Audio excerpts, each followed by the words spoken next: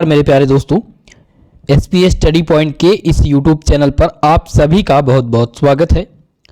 आज की इस वीडियो के माध्यम से बीएससी के first year semester first zoology का क्वेश्चन पेपर मैं डिस्कस करने वाला हूं। आपने जूलॉजी चाहे मेजर विषय के रूप में लिया हो या फिर माइनर विषय के रूप में लिया हो, सभी में यही पाठ्यक्रम लागू होगा, क्योंकि एनईपी के आधार पर मेजर और माइनर को करिकुलर वोकेशनल सब्जेक्ट आप सबको चूज करना होता है। तो ये मेजर और माइनर दोनों के लिए है। ये प्रीवियस ईयर क्वेश्चन पेपर है, 2022-23 सत्र का है। लेकिन इस क्वेश्चन पेपर के माध्यम से क्वेश्चन की प्रारूप की आपको पता चलेगा कि क्वेश्चन किस प्रकार के पूछे जाएंगे, कितने प्रश्न पूछे जाएंगे, किस टाइप के प्रश्न पूछे जा रहे हैं 2022-23 सत्र के एग्ज़ाम में। यानी कि आपको एक अनुभव होगा और पेपर का पूरा प्रारूप आपको इस क्वेश्चन पेपर के माध्यम से समझ में आएगा। आप सबके आने वाले एग्जाम 2023-24 सत्र के लिए बहुत ही महत्वपूर्ण है। ये क्वेश्चन पेपर लिखित पैटर्न का है दोस्तों, यानी कि जिसका एग्जाम इस बार लिखित पैटर्न पर होने वाला है, उन सभी विद्यार्थियों के लिए ये क्वेश्चन पेपर रामबाण होगा। क्वेश्चन पेपर बता दूं, ये क्वेश्चन पेपर है प्रोफेसर राजेंद्र सिंह रज्जू भैया विश्वविद्यालय, जिसे आप इलाहाबाद स्टेट यूनिवर्सिटी के नाम से जानते हैं।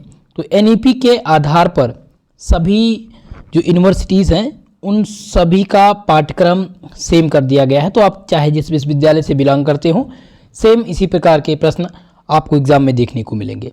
अगर आपको कोई कन्फ्यूज़न होती है तो कन्फ्यूज़न दूर करने के लिए पेपर टाइटल सबसे इम्पॉर्टेंट होता है, या कोर्स टाइटल के नाम से मिलेगा। ठीक है, तो बीएससी के फर्स्ट ईयर के सेमेस्टर फर्स्ट में एक ही पेपर होगा। यहाँ पर फर्स्ट दिया गया है लेकिन पेपर एक ही होगा, और इसका जो पेपर टाइटल है वो है cytology genetic and infectious diseases. ये आपका कोर्स टाइटल है। समय दोस्तों, अब देखिए समय में भी अब कमी कर दी गई है। आपके प्रश्न पत्र को हल करने के लिए, यानी कि लिखित एग्जाम देने के लिए अब 2 घंटे का समय आपको मिलेगा। पहले 3 घंटे का मिलता था, अब समय कम कर दिया गया 2 घंटे, और मैक्सिमम मार्क्स जो आपका रहेगा वो 75 नंबर का ही रहेगा। क्लियर है इतनी चीज़ें? चलिए बढ़ा जाए आगे। तो सबसे पहले हम सेक्शन वाइज डिवाइड करते हैं। तो आपका प्रश्न पत्र खंड वाइज डिवाइड होगा, सेक्शन ए, सेक्शन बी और सेक्शन सी। 3 खंडों में आपका प्रश्न पत्र विभाजित होता है। सेक्शन ए की बात किया जाए तो सेक्शन ए में आपके वेरी शॉर्ट आंसर टाइप के क्वेश्चंस पूछे जाते हैं, जिन्हें अति लघुत्तरीय प्रश्न कहा जाता है। यहाँ पर दोस्तों देखिए, attempt all 10 parts of this question, answer of each part in about 50 word, यानी 50 शब्दों में आपको इन प्रश्नों के उत्तर देने हैं, और 10 क्वेश्चन पूछे गए हैं। प्रत्येक क्वेश्चन की बात किया जाए तो 2 नंबर का प्रत्येक प्रश्न रहेगा। ओके, पहला प्रश्न देखिए, ध्यान दीजिएगा। पूछा गया था कि डिफाइन द एंडोसाइटोसिस। एंडोसाइटोसिस की व्याख्या कीजिए। एंडोसाइटोसिस क्या है? ठीक है, एंडोसाइटोसिस और एक्सोसाइटोसिस ये दोनों इंपॉर्टेंट है, तो ये पूछे जाते रहते हैं। तो कई बार रिपीट हुए, 2021 सत्र से लेकर के 23 सत्र तक लगातार पूछे जा चुके हैं दोस्तों, तो ये इंपॉर्टेंट है।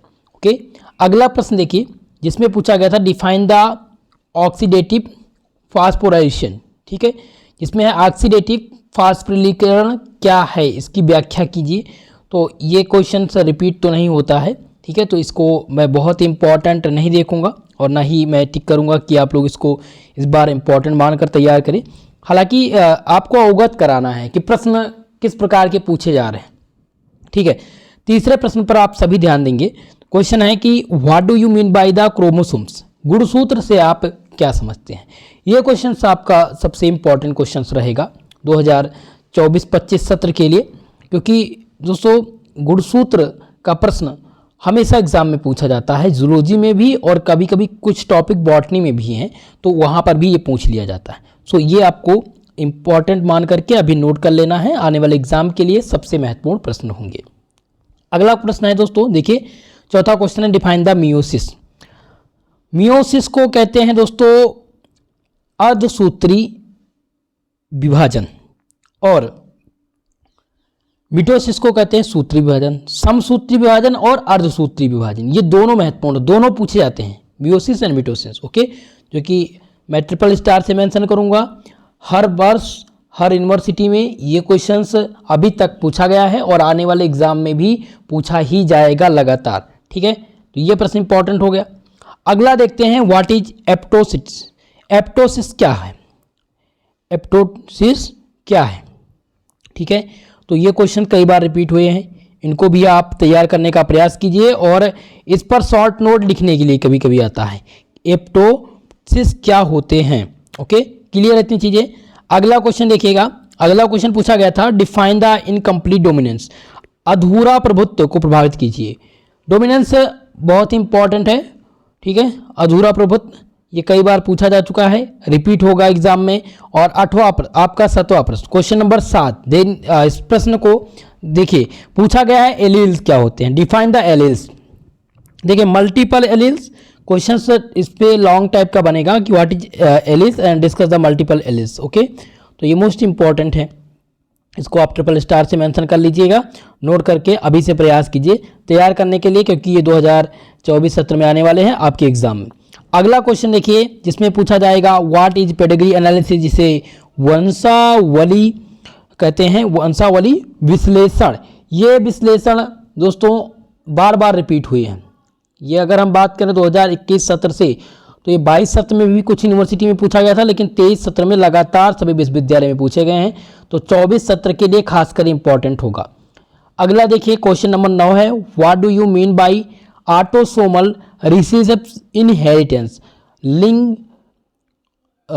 अलिंग सूत्री अप्रभावी इनहेरिटेंस से आप क्या समझते हैं।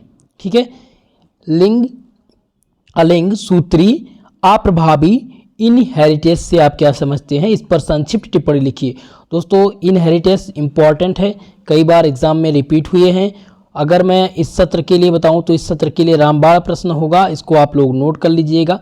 ठीक है, तो अभी तक तो मुझे जितने भी प्रश्न दिखे हैं वो सभी रिपीटेड ही देखे हैं, बार बार एग्जाम में पूछे जाने वाले ही भी रुके हैं।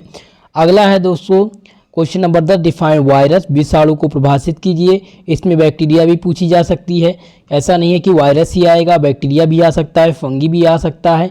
ठीक है, तो ये आपको वायरस, फंगी, बैक्टीरिया, इनको आपको लगभग 50 वर्ड सबके बारे में तैयार करके रखना है। क्लियर है, तो ये 10 प्रश्न थे आपके सेक्शन ए के। अब हम सेक्शन बी की तरफ बढ़ेंगे।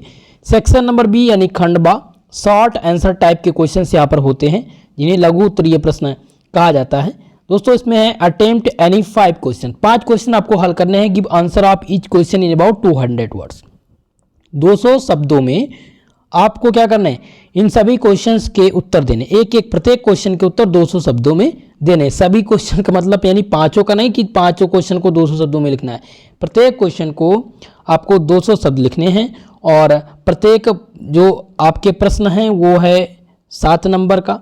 ठीक है, 7 नंबर का प्रत्येक प्रश्न है, 35 नंबर का ये सेक्शन होता है। अगर प्रश्न पत्र में देखा जाए तो सबसे बड़ा सेक्शन बी आपका होता है। ठीक है, चलिए तो प्रश्न को देखते हैं। क्वेश्चन यहाँ पर पूछा गया था कि what is cell cell inheritation, माफ कीजिएगा, सेल सेल इंटरेक्शन पूछा गया है। What is cell cell interaction, write short note on cell adhesion molecule. Cell cell interaction से आप क्या समझते हैं, सेल आसंजन और ऊपर आप अल्प टिप्पणी, थोड़ा सा टिप्पणी आप लिखिए, ये क्वेश्चन यहाँ पर पूछा गया है। तो सेल सेल इंटरेक्शन कई बार एग्जाम में आ चुका है दोस्तों, मोस्ट इंपॉर्टेंट रहेगा आपके आने वाले एग्जाम में। सो अभी से इसको आप नोट कर लीजिएगा। सेक्शन बी के लिए आपका पहला प्रश्न मिल चुका है आपको। ठीक है, चलिए 7 नंबर ये आपको देगा। अगला क्वेश्चन आपके स्क्रीन पे आ चुका है, तीसरा प्रश्न देखिएगा। तीसरा प्रश्न था कि briefly describe the structure and function of mitochondria. मेरे प्यारे दोस्तों, माइटोकॉन्ड्रिया का टर्म हर वर्ष सभी जो विश्वविद्यालय हैं उनका आप क्वेश्चन पेपर देखिएगा, ओल्ड पेपर मेरे यूट्यूब चैनल पर आपको इसी प्रकार के सभी क्वेश्चन पेपर मिल जाएंगे विभिन्न विश्वविद्यालय के। उसमें आप देखोगे माइटोकॉन्ड्रिया सबसे प्रमुख। अगर आप चाहते हैं 10 नंबर, ये क्वेश्चन कभी कभी 10 नंबर में आता है, कभी कभी यानी कि लॉन्ग सेक्शन में भी आ सकता है, शॉर्ट, दोनों में से एक में आना, चाहे लॉन्ग में आएगा यानी कि सेक्शन नंबर बी और सी, इन दोनों में पूछे जाने की संभावना हमेशा रहती है। ज़्यादातर जो एग्जामिनर हैं वो सेक्शन बी में इस प्रश्न को रखते हैं, और अगर ये सेक्शन बी में आएगा तो 7 नंबर के लिए आएगा, और सी में आएगा तो 15 नंबर के लिए आएगा। ठीक है, क्वेश्चन क्या है, describe the structure and function of mitochondria. तो इसको आपको तैयार कर लेना, माइटोकॉन्ड्रिया आपको तैयार करके जाना है, इसका स्ट्रक्चर और इसको फंक्शन। इसको मैं ट्रिपल स्टार से इसलिए मेंशन कर दे रहा हूँ और BBIP भी लिख दे रहा हूँ। स्क्रीनशॉट लेना चाहें आप ले सकते हैं, ये प्रश्न आपके लिए बहुत ही मदद करेगा। अगर आप अभी से 10 नंबर क्लियर करना चाहते हैं तो इस प्रश्न को नोट कर लीजिएगा। ओके, अगला क्वेश्चन आ गया आपकी स्क्रीन पे चौथा, जो कि है what is the DNA super cooling. DNA super cooling क्या है? Explain the structure and chromosomes with diagram. DNA super cooling क्या है? गुणसूत्र की संरचना का सहित इसका चित्र बनाइए। दोस्तों मोस्ट इंपॉर्टेंट रहेगा आने वाले एग्जाम के लिए। देखिए डीएनए सुपर कूलिंग, लेकिन हो सकता है ये सुपर कूलिंग ना आए, पूछ लिया जाए कि डीएनए और आरएनए ये है क्या, और कभी कभी पूछ लिया जाता है Watson and Crick model of DNA. तो दोनों तैयार, डीएनए और आरएनए कंप्लीटली आपको तैयार होना चाहिए, आएगा जरूर इससे रिलेटेड प्रश्न। नेक्स्ट क्वेश्चन देखते हैं क्या पूछा गया था। जैसा कि पांचवा प्रश्न है कि what is the difference between the mitosis and meiosis. समसूत्रण तथा अर्धसूत्रण विभाजन के बीच में अंतर स्पष्ट कीजिए। देखिए अभी आपने एक क्वेश्चन इससे देखा था शॉर्ट वाले सेक्शन नंबर किसमें देखा था आप लोगों ने? सेक्शन नंबर ए का ये प्रश्न था। ए में पूछा गया था मियोसिस क्या होती है, ठीक है। और यहाँ पर बी में देखेंगे सेक्शन बी में तो दोनों पूछ लिया गया, यानी ए और बी दोनों में आना तय है इस प्रश्न का। और अगर हम देखें तो वहाँ पर दोस्तों 2 नंबर और 7 ये 9, लगभग 10 नंबर आपके क्लियर होते हैं समसूत्रण और अर्धसूत्रण विभाजन से। तो इसको आपको तैयार करना है, ये भी आपके वेरी मोस्ट इंपॉर्टेंट है। क्या इतनी चीज़ क्लियर हो पा रही है? सभी को समझ में आ रहा है? चीज़ें नोट करते चलिएगा, और कोई भी आपको दिक्कत आए तो कमेंट बॉक्स में कमेंट करके बताने का प्रयास कीजिए। मैं बिल्कुल पूरी तरह से हेल्प करने का प्रयास आप लोगों को करूँगा। अगला क्वेश्चन देखिए, 6वां प्रश्न है discuss the Mendel law in of inheritance. Mendel के अनुक्रम के नियमों पर चर्चा कीजिए। अनुक्रम का नियम, देखिए मेंडल का नियम आना तय होता है, बार बार एग्जामिनर इसको देता है, क्योंकि सब पूरे पाठ्यक्रम का अगर देखा जाए तो ये इंपॉर्टेंट टॉपिक है और इम्पॉर्टेंट टॉपिक ही आते हैं। तो ये आपको कन्फ्यूजन, इसमें कंफ्यूज नहीं होना कि नहीं आएगा, 100% गारंटी है भाई, ये क्वेश्चंस आपको एग्जाम में देखने को मिलेंगे। ओके, तो ये आपका 6वां क्वेश्चन क्लियर हो गया। 7वां क्वेश्चन है, पूछा गया था what is the sex influenced and sex limited characteristic, define the genomic imprinting. Sex प्रभावित तथा सेक्स सीमित विशेषता क्या है? जीनोमिक इम्प्रिंटिंग को परिभाषित कीजिए। देखिए ये लॉन्ग वाले सेक्शन के प्रश्न है, सेक्शन सी में आने वाला है इस बार ये प्रश्न, ध्यानपूर्वक देखिएगा। क्लियर इतनी चीजें? चलिए अगले क्वेश्चन की तरफ। क्वेश्चन नंबर 8 और 100% वाला ये प्रश्न है भैया, गारंटी के साथ मैं बताऊंगा आपको, ये प्रश्न एग्जाम में मिलने वाले हैं आपको, ठीक है। What is human karyotype, define any 3 structural chromosomal anomalies, ठीक है। यहाँ पर है कि मानव कैरियोटाइप क्या है, किन्हीं 3 संरचनात्मक गुणसूत्र असामान्यताओं को परिभाषित कीजिए। मेरे प्यारे दोस्तों इस क्वेश्चन को आप लोग तैयार करके जाइएगा, कैरियोटाइप का प्रश्न एग्जाम में पूछा जाता रहता है, ठीक है। क्लियर है? 9वां प्रश्न देखिए, पूछा गया था define the fungi, right it's characteristic and importance. कवक को परिभाषित कीजिए, इसकी विशेषताओं और महत्व को लिखिए। देखिए फंगी और एल्गी, एल्गी आपको बॉटनी में मिल जाएगा और फंगी आपको यहाँ पर देखने को मिलेगा। फंगी का रिप्रोडक्टिव सिस्टम पूछा जाता है, ठीक है। तो सेक्सुअल एंड एसेक्सुअल रिप्रोडक्शन इसमें पूछे जाते रहते हैं। तो कवक आप लोग तैयार करके जाइएगा। आपका यहाँ पर सेक्शन नंबर 20 समाप्त होता है और सेक्शन बी में आपको मैंने 9 प्रश्न यहाँ पर दिए, माफ कीजिएगा 8 प्रश्न यहाँ पर थे, जिनमें से 5 का उत्तर देना था। लेकिन इन 8 में से 7 क्वेश्चन ऐसे हैं जो एग्जामिनर बार बार एग्जाम में यानी प्रश्न पत्र में देता रहता है विभिन्न विश्वविद्यालय में, ठीक है। तो ये आपके 7 प्रश्न इंपॉर्टेंट होंगे। अब हम बात करते हैं सेक्शन नंबर सी की। चलिए सेक्शन सी आपका क्या है भैया? सेक्शन सी में है कि लॉन्ग टाइप प्रश्न इसमें पूछे जाते हैं। क्या पूछे जाते हैं? आपके लॉन्ग वाले सेक्शन के प्रश्न। यहाँ से 2 प्रश्न आपको हल करने रहते हैं, कुछ विश्वविद्यालय में 1 प्रश्न करना रहता है, ठीक है। शब्द सीमा ध्यान रखिएगा, लॉन्ग वाले सेक्शन की 500 शब्द होती है सभी विश्वविद्यालय में। और प्रश्न के थोड़ा सा प्रश्न में डिफरेंस होता है, कुछ विश्वविद्यालय 2 प्रश्न पूछती है, कुछ विश्वविद्यालय 1 प्रश्न, और कुछ विश्वविद्यालय में 4 प्रश्न यहाँ से करने होते हैं। जैसा कि चौधरी चरण सिंह विश्वविद्यालय का क्वेश्चन पेपर मैंने अभी हाल ही में आप लोगों को दिखाया होगा, शायद वह 3rd सेमेस्टर का होगा, माफ़ कीजिएगा 3rd सेमेस्टर का है वो। और मैं प्रयास करूँगा कि चौधरी चरण सिंह विश्वविद्यालय का भी पेपर आपको दिखा दूँ, और प्रयास करेंगे इसको वहीं पर सॉल्व कराने का भी, ठीक है। तो ये थोड़ा सा क्वेश्चंस में हेरफेर होते रहते हैं, किसी क्वेश्चन यानी कि कुछ विश्वविद्यालय में 2 प्रश्न पूछा जाता है, किसी में 1, किसी में 3। और ज़्यादातर अगर बात करें तो यहाँ पर 98% 2 प्रश्न पूछे जाते हैं। चलिए, तो यहाँ पर जैसा कि देख सकते हैं दिया गया attempt any 2 questions, give answer of each question about 500 words, यानी 500 शब्दों में इसका उत्तर देना है। पहला क्वेश्चन यहाँ पर देखेंगे, पूछा गया है कि explain the process of oxidative phosphorylation with the help of diagram. Oxidative फास्फोरिलीकरण की प्रक्रिया को चित्र सहित समझाइए। देखिए ये दोस्तों ऑक्सीडेटिव फास्फोरिलीकरण की जो ये प्रक्रिया है ये बार बार नहीं पूछी गई है, एग्जामिनर इस बार प्रश्न कंडक्ट किए हैं। हालांकि टॉपिक में आपके है, सिलेबस में आपके दिया गया है, लेकिन ज़्यादातर एग्जामिनर्स को प्रश्न नहीं बनाता है प्रश्न पत्र में, ठीक है। तो इसको बहुत ही विशेषता मैं इंपॉर्टेंट मान करके नहीं चलूँगा, लेकिन अगर नोट्स है तो एक बार आप लोग जरूर इसको देखिएगा। ओके, चलें अगला क्वेश्चन देखिए। नेक्स्ट क्वेश्चन आपका आ गया क्वेश्चन नंबर 11, जिसमें पूछा गया कि discuss the structure of nucleus in eukaryotes, what are its function.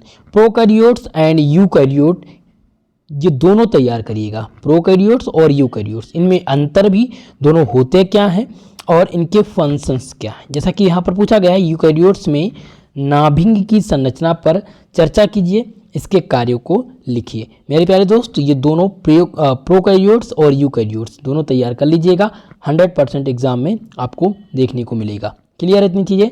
अगला क्वेश्चन देखिए, question number 12, describe the life cycle of trypanosoma. Trypanosoma के जीवन काल का या जीवन चक्र का, लाइफ साइकिल का वर्णन कीजिए। भैया 15 नंबर चाहिए तो आप टेप्नोसोमा का जीवन काल जरूर तैयार कर लीजिएगा, पूरा लाइफ साइकिल तैयार होना चाहिए। ओके, ये 100% वाले प्रश्न हैं, बार बार एग्जामिनर इसको लॉन्ग सेक्शन में डालता है ये प्रश्न, ठीक है। तो 12 नंबर मोस्ट इंपॉर्टेंट है। अगला देखिए 13 नंबर क्वेश्चन है कि right A short note on the following. संक्षिप्त टिप्पणी लिखनी है। टिप्पणी लिखने में पहला दिया गया है कि सेक्स डिटर्मिनेशन इन ह्यूमन, मनुष्यों में लिंग का निर्धारण कैसे होता है, इस पर संक्षिप्त टिप्पणी लिखिए। जैक स्टेट पैथाबे, जैक स्टेट पैथाबे क्या होता है भैया, ये भी बार बार एग्जाम में रिपीट हुए हैं, दोनों इंपॉर्टेंट हैं, इसमें कोई भी प्रश्न ऐसा नहीं है जो इंपॉर्टेंट ना हो इस बार के लिए, क्योंकि पूरे ये मानकर चलिए कि पूरे पाठ्यक्रम के जो सबसे टॉप टॉपिक थे उनसे प्रश्न इस प्रश्न पत्र में पूछ लिया गया था, और इस बार भी इसी टाइप के प्रश्न सेम लगभग मानकर चलिए कि मेरे अनुसार यहाँ से 90% क्वेश्चन रिपीट होने वाले हैं, ठीक है, सेम यही रिपीट होने वाला है। ओके, तो ये प्रश्न पत्र आप तैयार करिएगा। और नेक्स्ट क्वेश्चन में मैं माफ़ कीजिएगा, नेक्स्ट क्लास में मैं आप लोग के लिए मॉडल पेपर ला रहा हूँ, जो कि 2024 सत्र के लिए रामबाण होगा। 25 सत्र वाले स्टूडेंट जो देखेंगे उनके लिए भी इम्पोर्टेंट, क्योंकि परीक्षाएं कुछ विश्वविद्यालय की जल्द ही स्टार्ट होने वाली है, यानी कि नवंबर माह से आप सबकी परीक्षा प्रारंभ होने वाली है। तो मानकर चलिए अगर नवंबर से स्टार्ट होगा परीक्षा तो कुछ विश्वविद्यालय नवंबर में कराएंगे, कुछ दिसंबर में, कुछ का जनवरी, यानी मार्च तक, लगभग मार्च तक पेपर आप लोग का चलेगा। अलग अलग विश्वविद्यालय अलग अलग तिथि के अनुसार अपना पेपर कराएंगे, लेकिन स्टार्टिंग नवंबर से हो जाएगा, ये आप मान करके चलिएगा, ठीक है। तो इसका PDF आपको हमारे टेलीग्राम चैनल से मिल जाएगा। नेक्स्ट क्लास में मॉडल पेपर और इसका सोल्यूशन मैं आप लोग के लिए लेकर के आऊँगा। प्रयास ये है कि जल्द ही बोर्ड लग जाए, ताकि थ्योरी की भी क्लास इस बार आप लोग को मैं प्रोवाइड कर सकूँ, ठीक है दोस्तों। तो सपोर्ट बनाए रखिएगा। आज के लिए बस इतना ही, मिलते हैं किसी नेक्स्ट वीडियो के साथ, तब तक के लिए जय हिंद, जय भारत।